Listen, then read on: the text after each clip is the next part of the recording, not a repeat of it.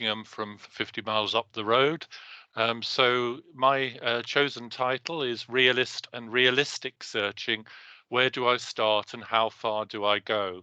And the title really acknowledges that although I have an information specialist background, I'm very aware of the constraints that most of you are facing when you're doing your realist projects.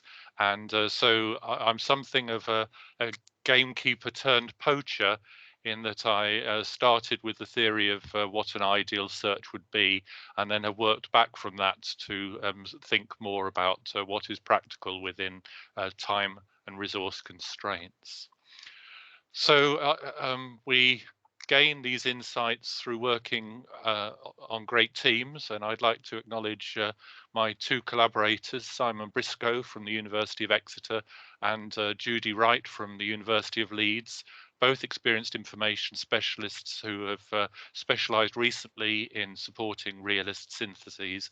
And as a team with shared concerns and preoccupations, we authored a couple of publications together, and we continue to collaborate as we try and crack this very difficult nut of how do you search to support a realist review, and indeed how is it different from searching to support a systematic review. And the two items that I'll be drawing on of the collaborative ventures between the three of us. First of all, the chapter in the book Doing Realist Research, which certainly fills a gap in terms of practical advice on realist approaches. And then on the back of that, we thought that we would review the different ways that people have tackled what we have labeled in shorthand as the realist search.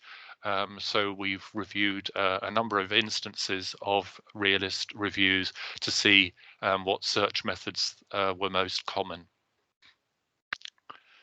So there's something of a realist review paradox, that realist reviews are not systematic reviews, but they are reviews and they are systematic. And sometimes you get this myth occurring that because the realist process is such an exciting and creative one, that it defies being systematic. And certainly the three of us would resist that particular claim. There is an element, I believe, that Ray Pawson, who outlined the realist review methods, pinned realist syntheses to the review movement, although stating that they're quite different, for political reasons, because there was such a widespread acknowledgement of the value of evidence syntheses. And as a consequence, it's not unusual for funders or peer reviewers or editors to look at the methods for a realist review and expect them to look like the methods for a systematic review. Our experience is that although some of the skills that you acquire from doing a systematic review can be helpful with realist reviews, is that if you follow a systematic review template for a realist review, then you end up with a realist review done badly. Excuse the grammar.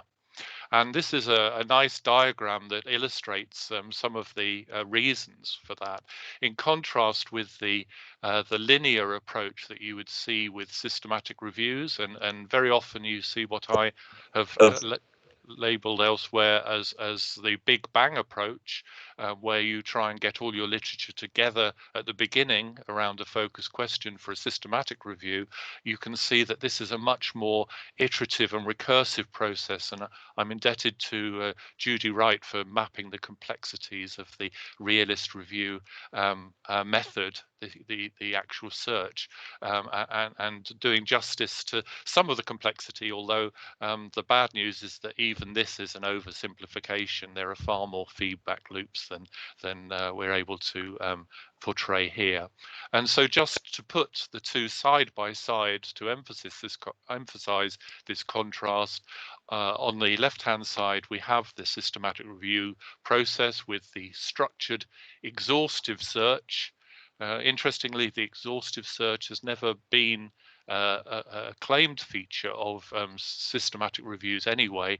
It's even in the Cochrane Handbook, it's said that it should be as comprehensive a search as the time and resources allow, rather than doing it until the information specialist or the PhD student drops dead from exhaustion, which seems to be the currency nowadays. On the right-hand side, we have the diagram I showed you, and you can see that there are so many areas of difference here. And some of those differences are down the bottom as well, in terms of the important part played by what we call complementary searches. In the systematic review world, they're often derogatorily called supplementary searches, as if they're just plugging a gap, but we call them complementary searches for realist reviews, because they are in many cases the best source of the information that we're after, or even in some cases the only source. And Ray Pawson did draw to our attention some of the differences between searching for a realist context and searching for a systematic review context. He said that the focus of a realist review is much more on the inner workings of interventions. And so you're much more likely to have what you might call the formative literature, so the grey literature, maybe process evaluations, maybe pilot studies, the things that help to shape the intervention, rather than the more more summative literature that you get when your research project is completed and it goes into an academic journal and then onto a database. He said that the focus is on program theories rather than programs. So this means that rather than straightforward descriptions of programs that you might get in empirical studies, that you may find the value of material identified through analogy. So here we have a familiar one, that information on school league tables might help you to explain how hospital league tables work.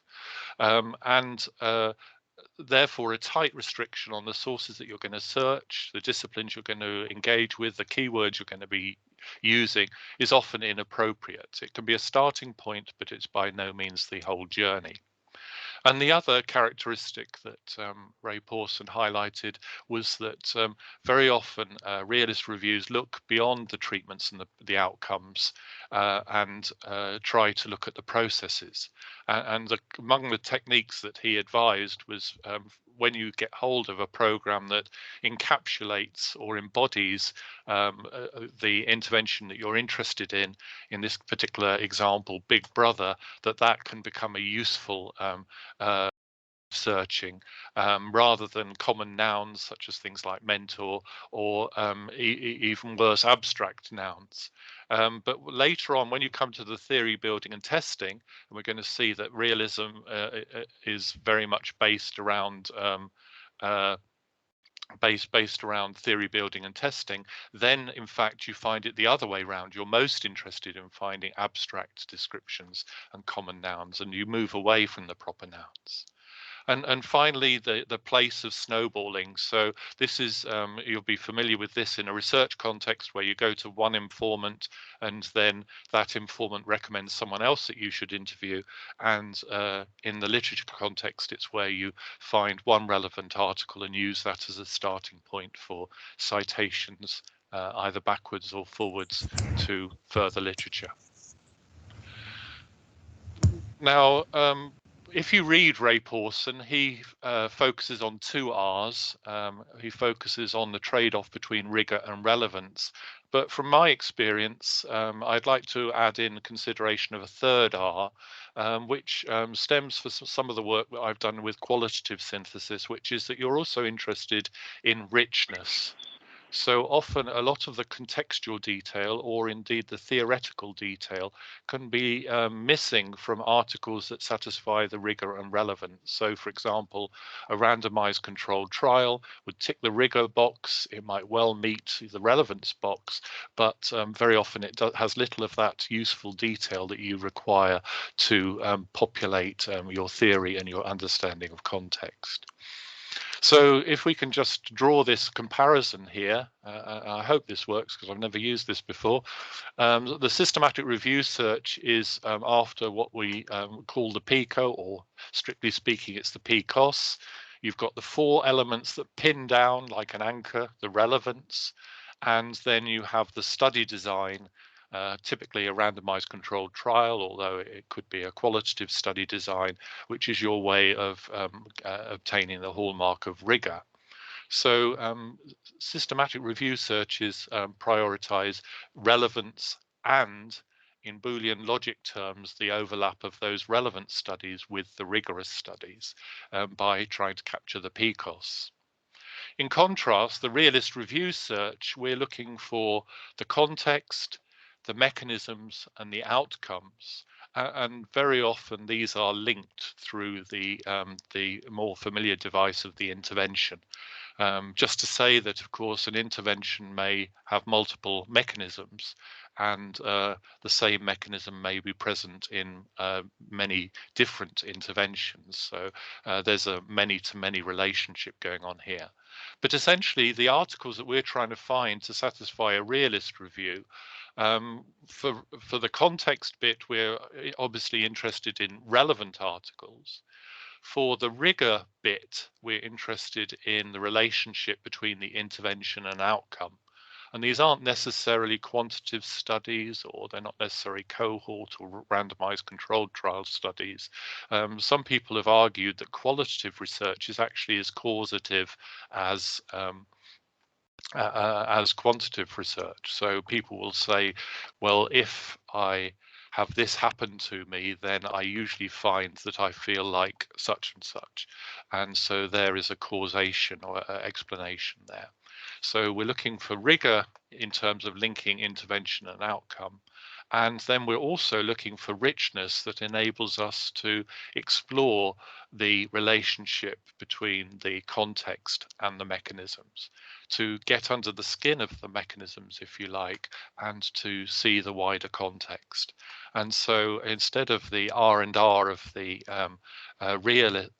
systematic review, we're, if you like, interested in the raw, where any of these elements being present individually is of interest to us. But of course, the conjunction of any two of these elements is adding extra value.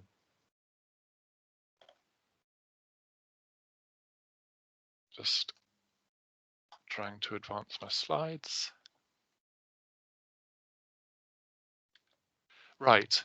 So when we conducted our audit, if you like, of what people did for their search approaches, we looked at a number of reviews. 35 are accounted for here, and we found three main methods. And hopefully those of you who are doing a realist synthesis, whether as a student or as part of a funded project, will be able to recognize these different approaches. So one approach is to specifically conduct a search for the realist project. And that's most typical, of course, for PhD students.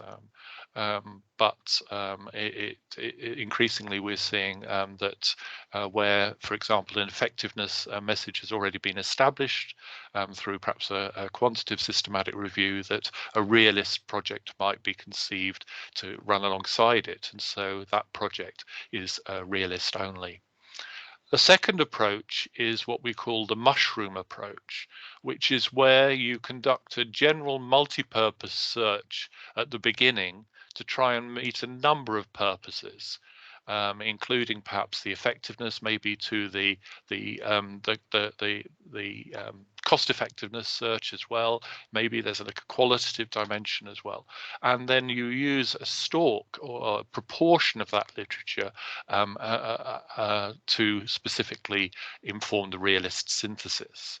And of course, you can either search for that component separately within the cap of the mushroom, or you can identify the material you're going to use in the realist part of the review through the SIFT process.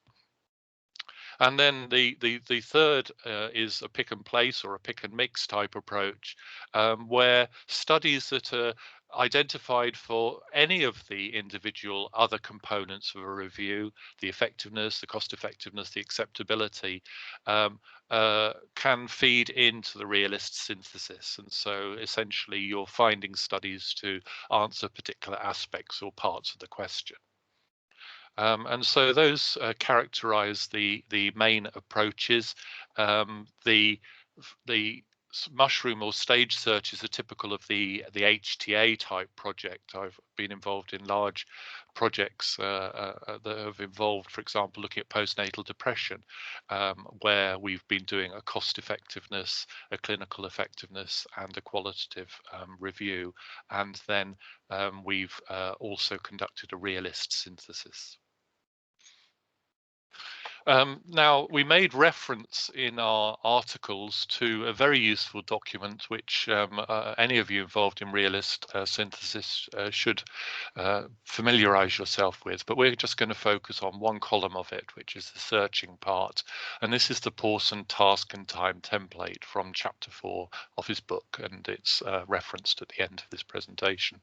And this shows that actually Pawson identified 3 main searching processes, but these were actually enumerated as a list of 4. So in our writings, we lump the the last 2 together. But there's a background or familiarization search where you're trying to get to know the area. There's a targeted search for sources of program theory. And then there's this search for empirical studies, which is either done by creating a large sampling frame and continually going back to it, or maybe a tightly focused search followed by a wider search, as on this diagram. This last component is much more like a systematic review search, but the early 2 components, the background search and the search for sources of program theory, are definitely doing something different from a systematic review.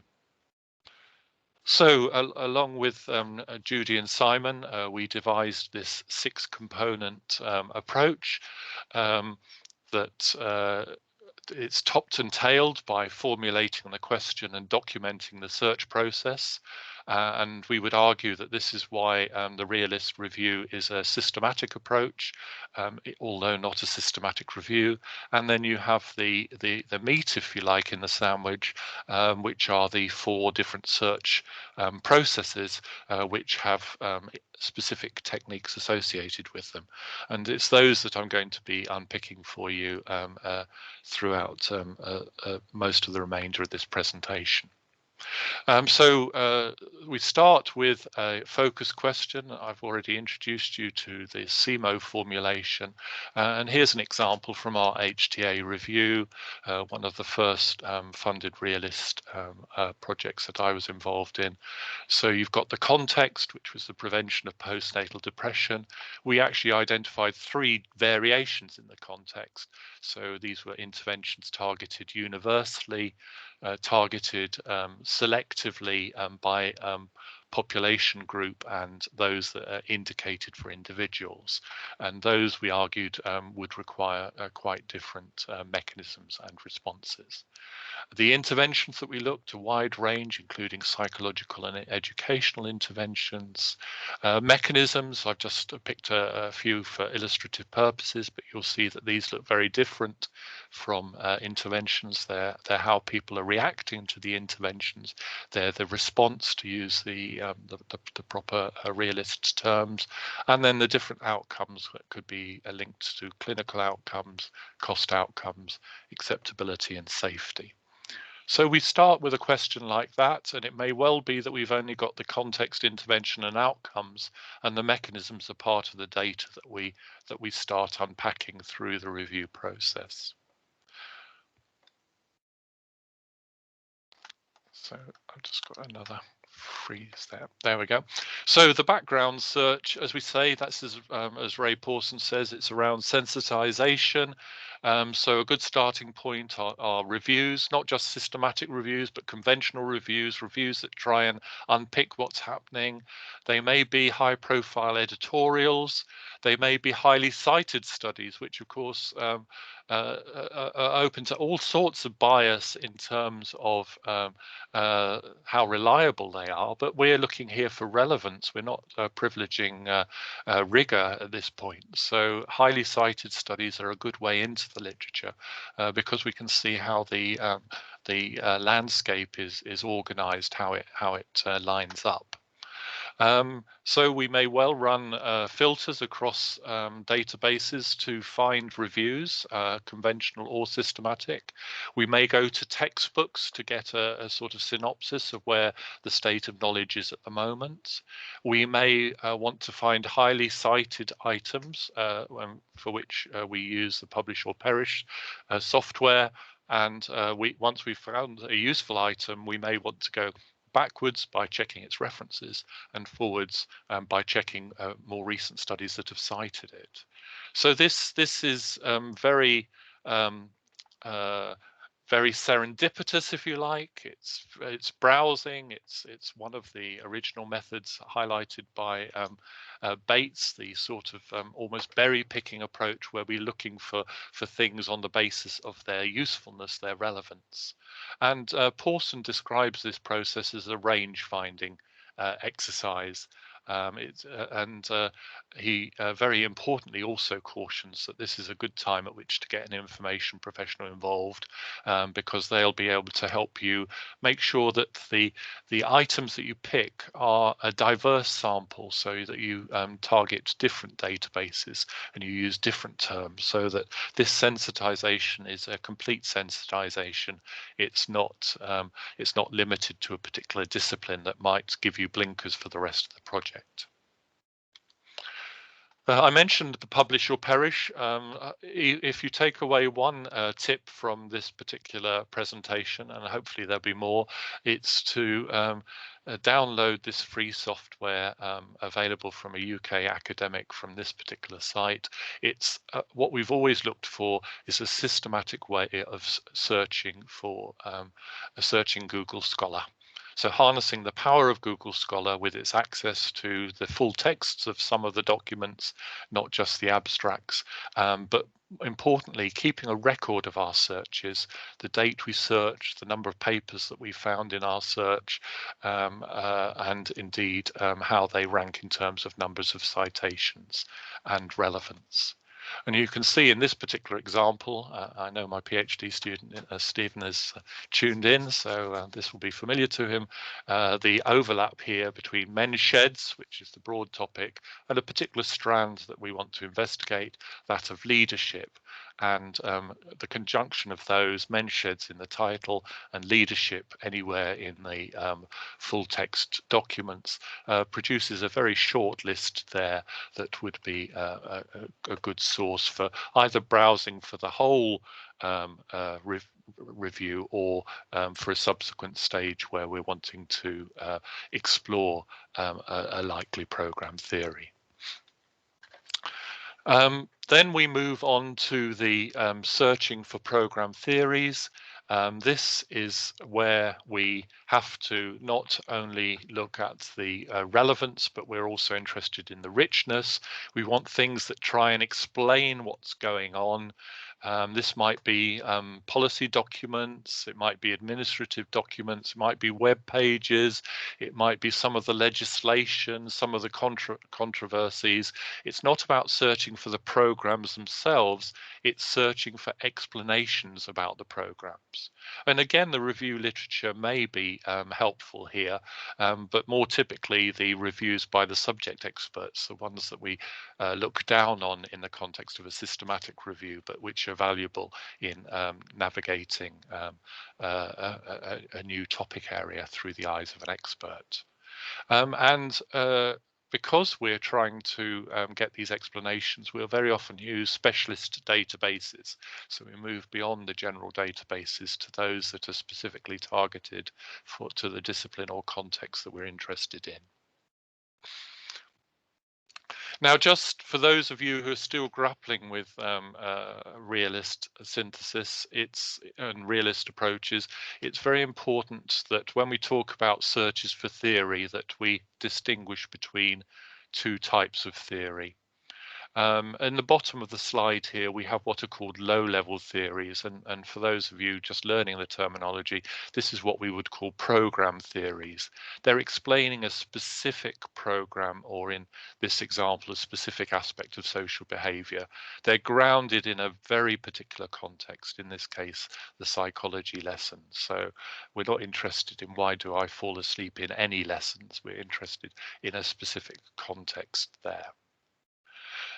Moving up from there, we then have mid-range theories. These are wider explanations for behavior that latch on to some similarities that may lie across different contexts. So the school league table and hospital league table example we had earlier would be an example where if we have a theory that explains what's going on in these league tables, it transcends the education and health compartments that we would otherwise get.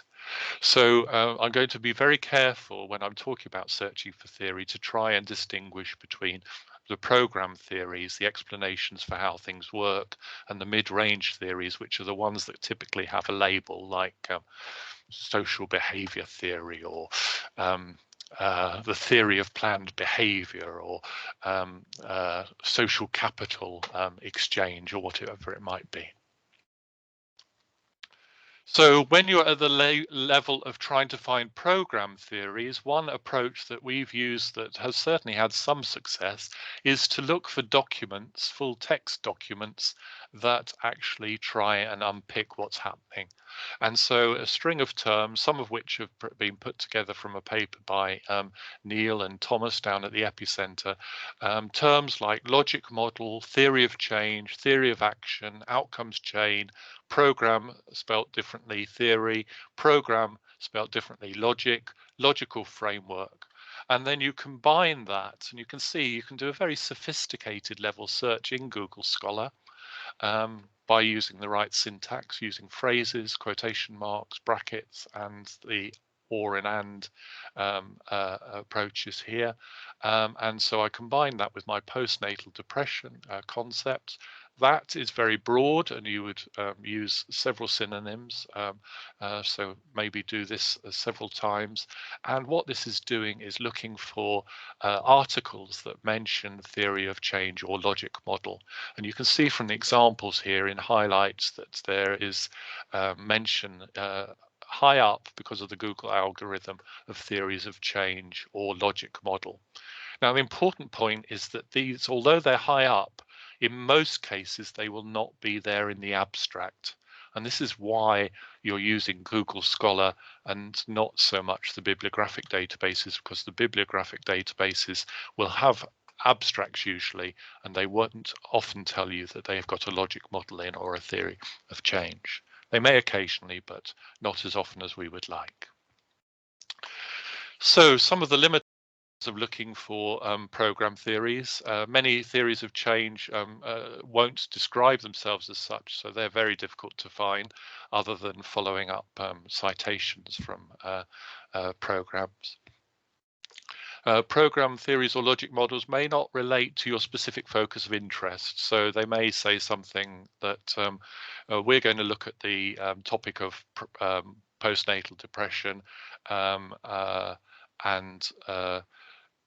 but we here we've got a logic model that relates to nutrition or something, some absurd example there. But so the logic model may refer to some other part of the article, not necessarily the thing that you're searching for. So that would result in a false hit. And also the theories of change or program theories may be outlined in other documents, so not necessarily journal articles. And we've got a way of dealing with that. But the sort of thing that we've found by using this method, the string that I've just shown you at the top of the article there, are explanations like here. So it's found the program's logic model had asserted that improving connections to community resources would improve family well-being, which in turn would lead to less emergency healthcare utilization.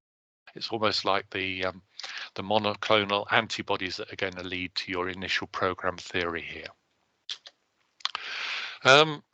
That we mentioned the next stage before to say that this is the stage that is closest to a systematic review search. This is the search for empirical evidence. So once you've generated your program theories, you want to find out articles that you can use to test it. And here we're trying to privilege all three of our R's, our relevance, our richness, and our rigor. We're looking for those holy grail articles that combine all three, but if necessarily, we will settle for any permutation of two of these. And so we go to our subject databases, again to the general databases as well. As we say, it's most like a systematic review search, but you're really creating a sampling frame. Just because you're doing what looks like a systematic review search doesn't mean to say that you're going to be using all the articles that you retrieve. In some cases, you'll actually be creating a sampling frame, maybe mapping where different studies lie, and it may be that your actual analysis strategy may be to dip into different parts of the sampling frame rather than as you would do with a systematic review with study 1 and go on to study 533. And Pawson actually says in many respects this is the search proper, by which he means the one closest to a systematic review. So you'll notice I haven't actually given you much detail on that because that is well covered in systematic review searching books. But just to reiterate that unlike the systematic review, where you use the PICO to narrow down to your included studies, with a realist review, you're mainly mapping where the studies fall and then deciding which ones you're going to use for the subsequent stage. And then the next stage is the searching to refine program theories. And we refine in two ways. We search for more contexts so that we can identify some of the nuances.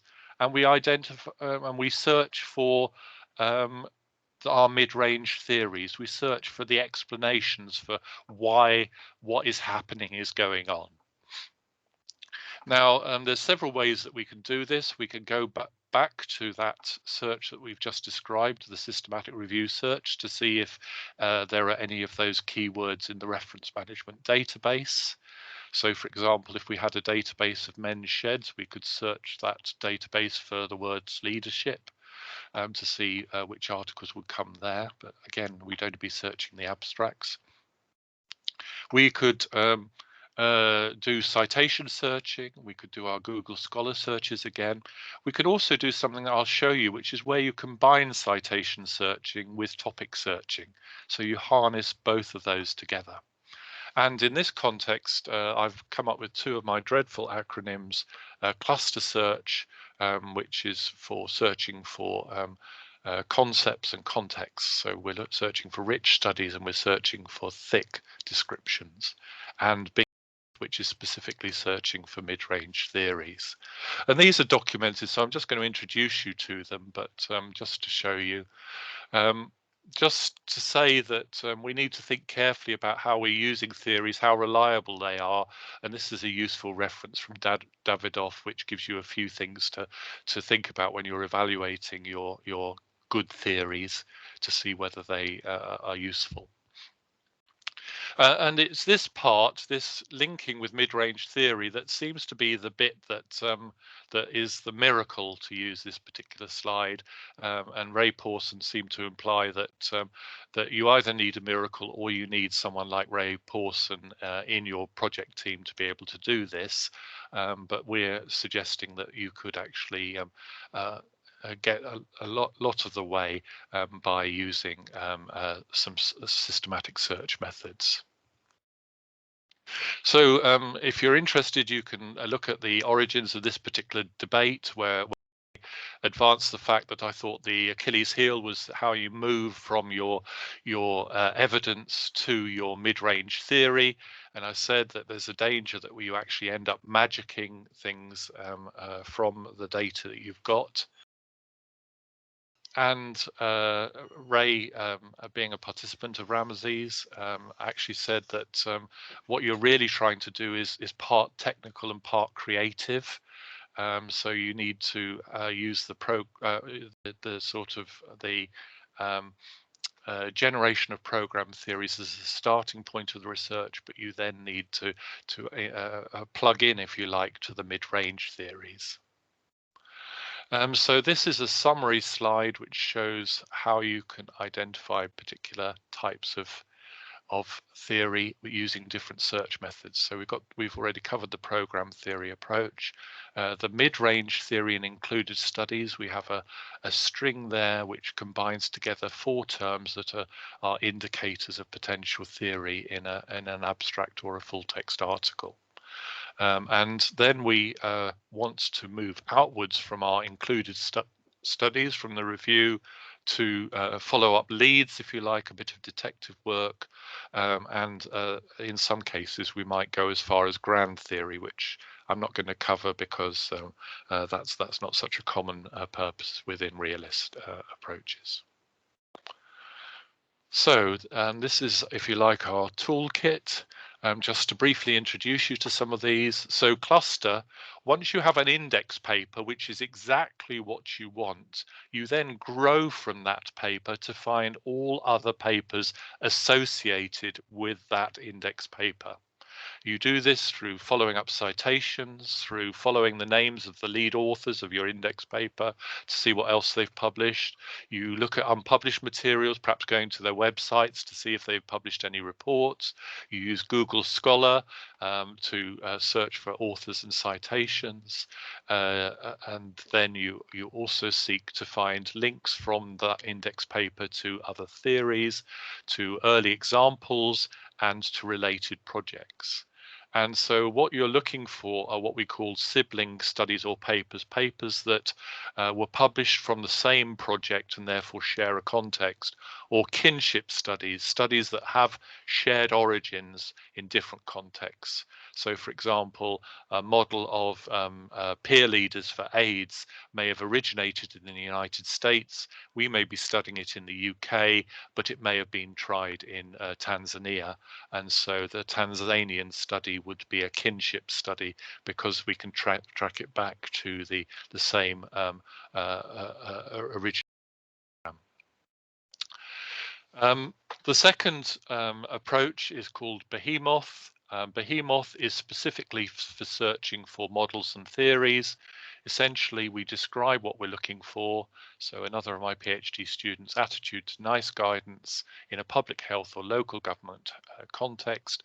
We don't want economic models, statistical models, so we not those, and we then combine it with these 4 terms that you can use either in bibliographic databases like Medline or in Google Scholar.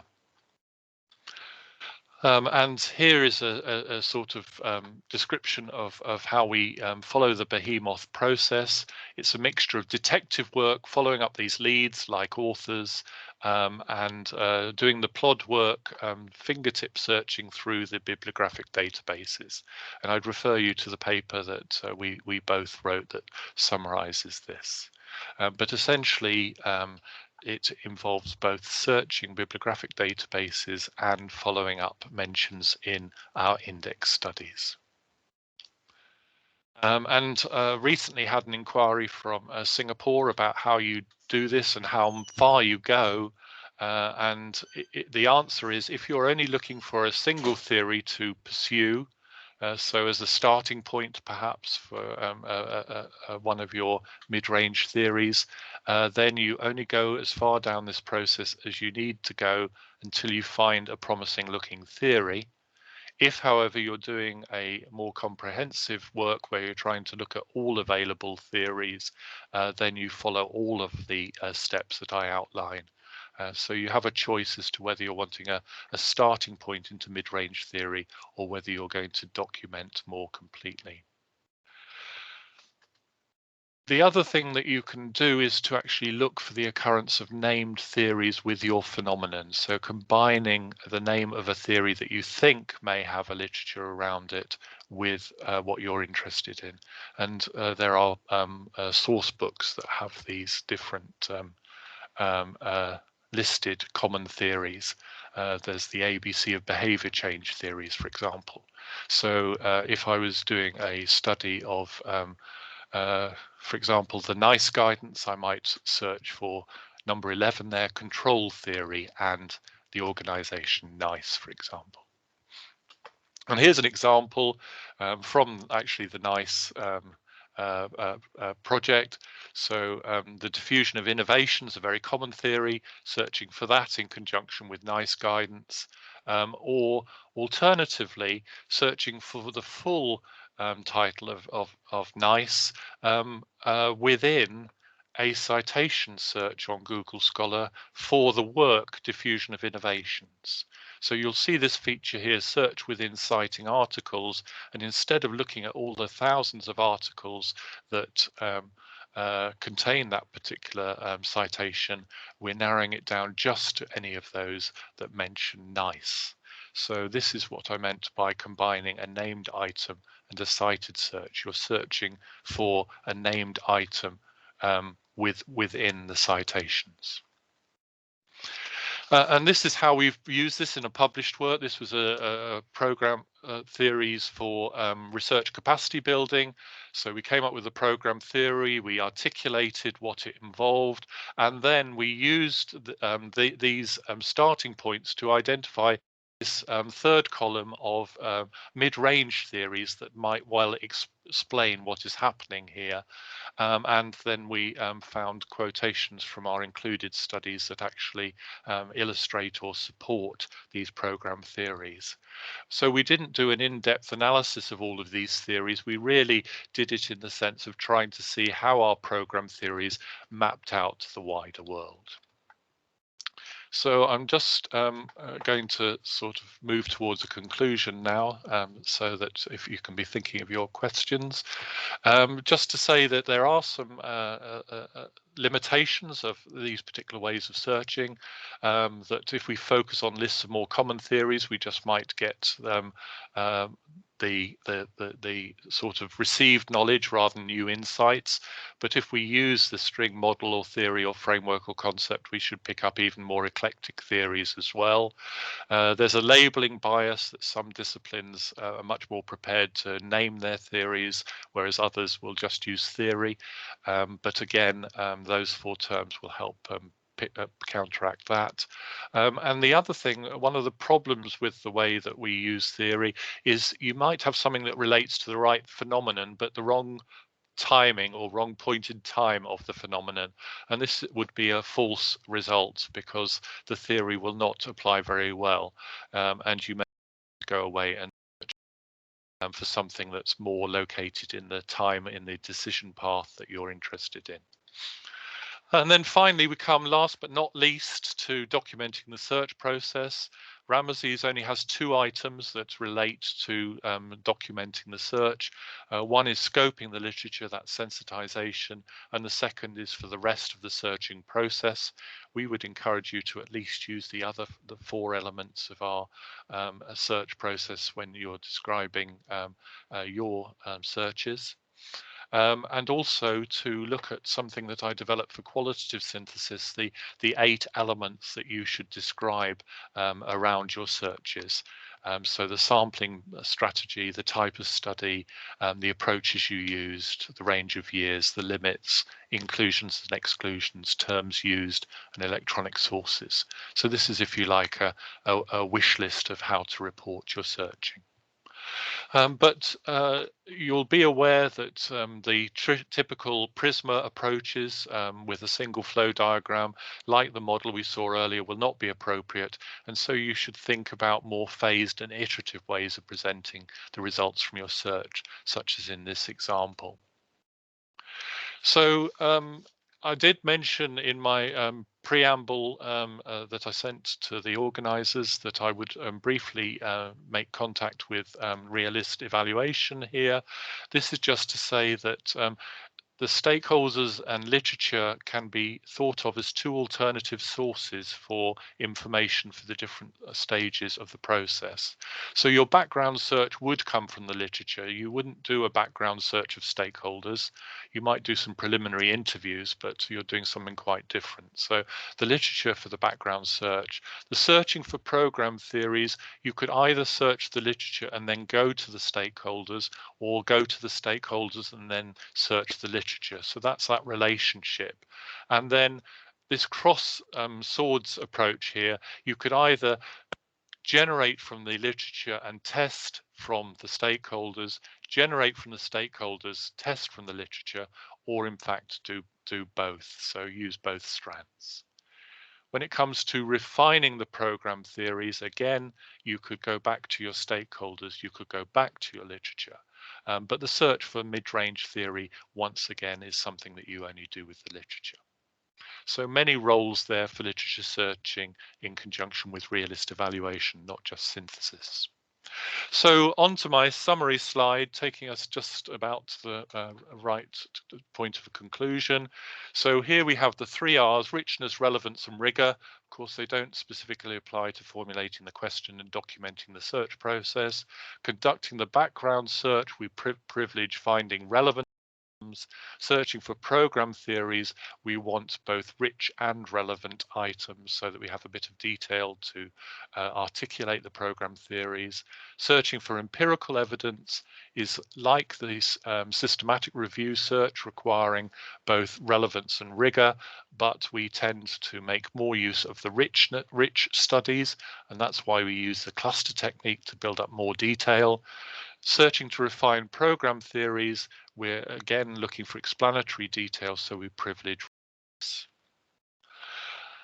And above all, we need to follow the requirement for systematic transparency. And the mention earlier of magicians sort of reminds us that when you see magicians on TV, they're not just whisking a rabbit out of a hat. They spend hours actually perfecting their trick so that it works every time.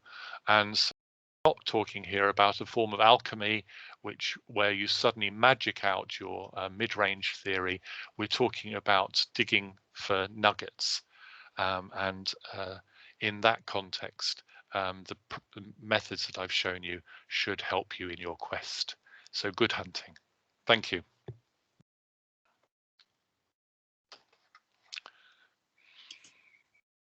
Hi, thank you, Andrew. That was absolutely fantastic. I wonder if we could all just turn our mics on just for a brief moment, and we can do that celebratory round of applause that we would have had if we had been in a real life seminar room. So I wonder if you'd all just turn your mics on.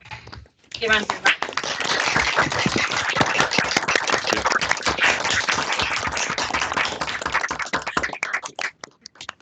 Thank you, Andrew. That was really, really inspirational. I've got so many points written down. I am actually looking forward to the recording. So everyone who joined late, we will be recording this and you can view it at a later point in time. We've had a few questions come in off the chat, and I thought it might be nice if people could ask their own question.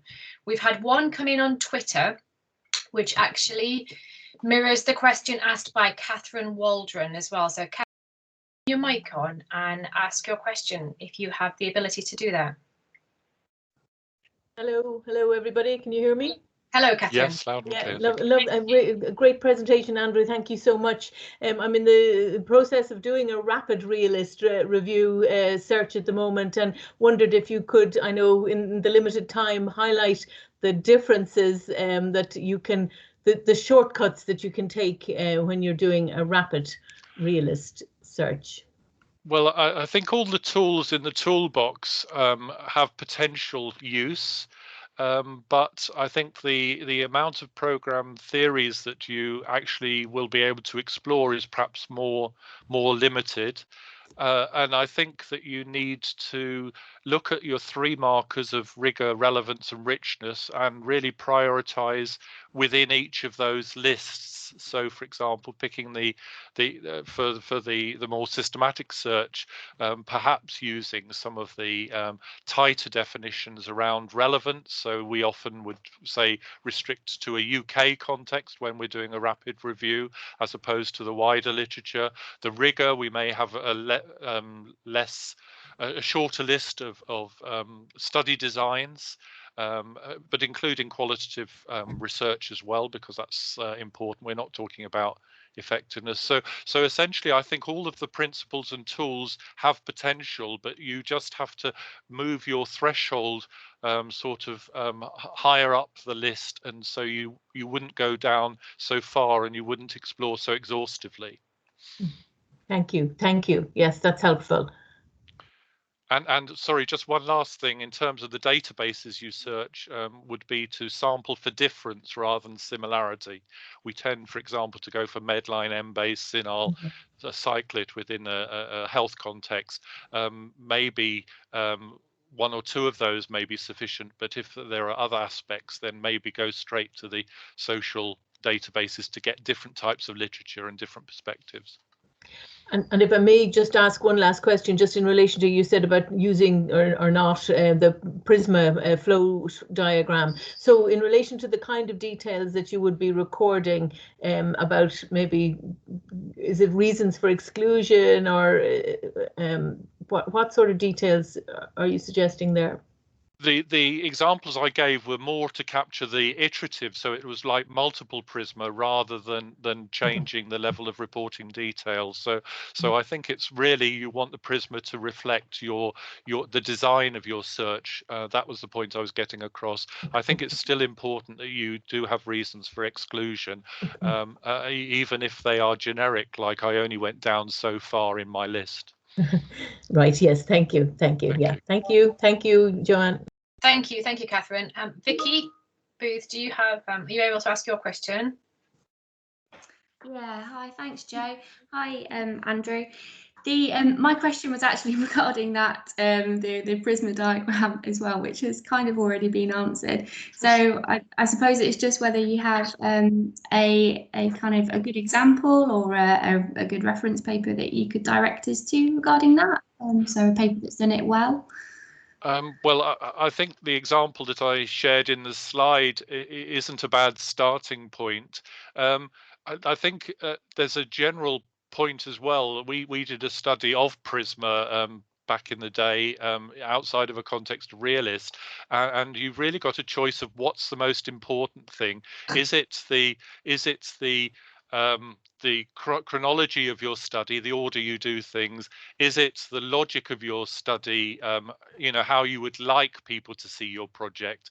And so you really have some choices there. Or is it indeed something about the methodology? So I would say, if you're going to vary within the Prisma flow charts, then think about which is more important: chronology, methodology, or just straightforward logic. Brilliant, thank you. That's really helpful. Thank you ever so much, Andrew. Thank you. Thank you, Vicky. Thanks, Vicky. Emma Kinley, are you able? Yes, hi, good afternoon. Hi, I'm also conducting a rapid realist review at the moment, and I'm currently within the data search phase. And I just wondered if you could use the PCOS approach and still use the rigor, relevance, and richness in addition, just to support each other within the data search phase.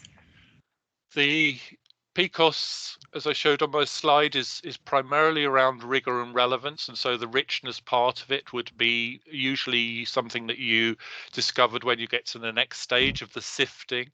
So yes, for that search for empirical evidence, you would probably be searching for rigor and relevance, and so it would look very much like the PCOS. For the others, though, for example, if you're searching for relevance, you would probably drop the O of and probably the C as well. And for searching for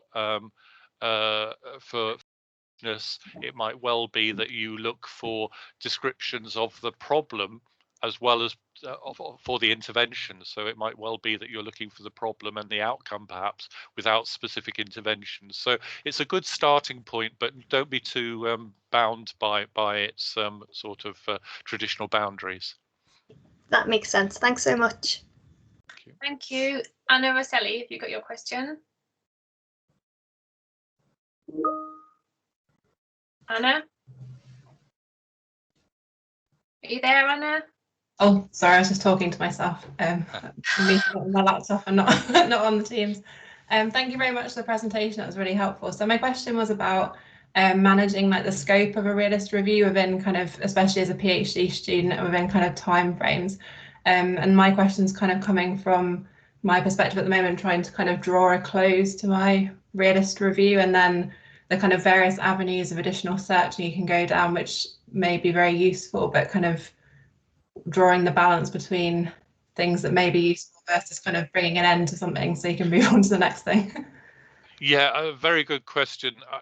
I mean, I'd use a word that we don't tend to use very often in the Ramsey's community, which is prioritization, which is prioritizing both the theories that you explore in the first place, which obviously in your case it's a bit late to suggest that, but also the level of detail that you're going to do from your theories. So in other words, you know, sort of rank them on a page as to the ones that are most central and spend more effort. Don't feel that you have to do everything to the same degree. We did a funded project where we actually split into two, and we did a full analysis for 3 program theories, and we did what we called mapping for a further 5. Mm-hmm. So we had explanatory power across both, but not to the same level of detail. So it would be those sort of things. It's much more about managing the expectations than it is about managing the process. Okay, thank you. Andrew, we've got 2 more questions. Just depends how much time you've got. I've got some time, but I won't be offended if people have to leave for other meetings. So I'll just hang around for those 2, if that's all right. So the next question is from Pietanella. I hope I pronounced your name right, but please feel free to correct me. Can you turn your mic on and ask your question? Hi there. Yes, it's Pietanella. No worries. Not quite. Yeah. Yeah, I'm just interested to what your thoughts are on kind of sometimes finding instead of a theory that is kind of called a theory, sometimes you see just a particular article, like often a frequently referenced article being mentioned as some kind of explanatory theory.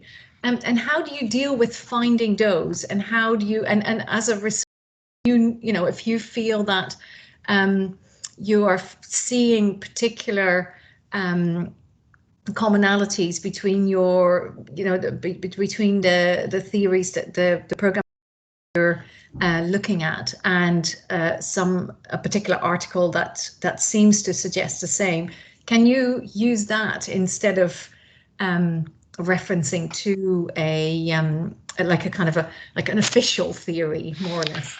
Oh, I certainly wouldn't endorse the idea of there being official theories. I think that was one of the dangers that that I was trying to flag up when I said that there's a danger that the answer to everything becomes the theory for planned behavior if you use a short list like I was suggesting. So I would encourage you to really use the list that I shared from the Davidoff study to evaluate that theory on its face value, but also think about the influence of, if you like, the community of practice. Look at what people have subsequently said. So people who've cited that theory, critiques or amendments, expansions, but also look at who that author makes their connections with. So again, it's forward and backward citation searching, accompanied by evaluation using a checklist like the Davidoff one. Okay, and can I just ask a follow-up question? This idea that if you don't find any theories that have been written about that seem to fit fit what you're coming across, is it acceptable to just say, well, look, here are a couple of peer-reviewed articles that seem to be really summing up or very beautifully illustrating what I'm also seeing, even though they're not called theories? It depends what that articles were conceived to do. So you don't want to overclaim. So if they are advancing it on a theoretical basis, then using them in that way is fine.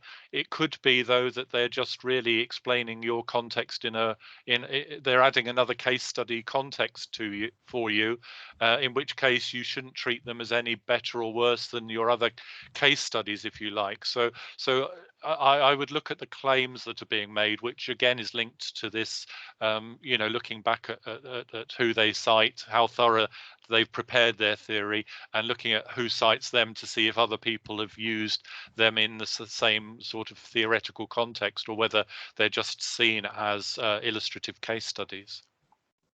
Okay, that's great. Thank you. That's really helpful. Andrew, the last question is from Claire, but she's had to go. But I think it's quite an interesting one, because I think it's one that we've discussed a lot in our group at Not. So I'll read it out and you can offer your interpretation from it.